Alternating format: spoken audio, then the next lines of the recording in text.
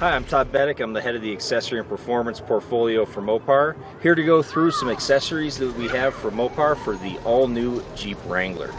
So the four-door that we brought to the Rubicon experience this year is one that follows a little bit more of a lifestyle theme.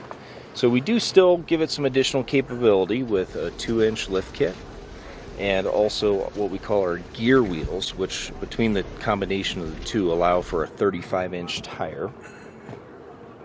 From there, we really flip more into how you can use the new Wrangler for your individual lifestyle. So we have put a roof rack with a roof basket to carry things that you might need while you're on the trail for the day, and also you'll be able to be secured with the roof net. Lighting is also very important, so in the very front of the vehicle we have added our 7-inch floodlights that have over 8,000 lumens.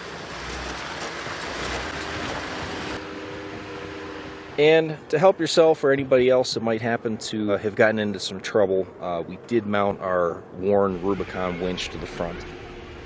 You'll notice on this one there's a very subtle body side stripe that has 1941 built into it, the first year that the original Wrangler was made available.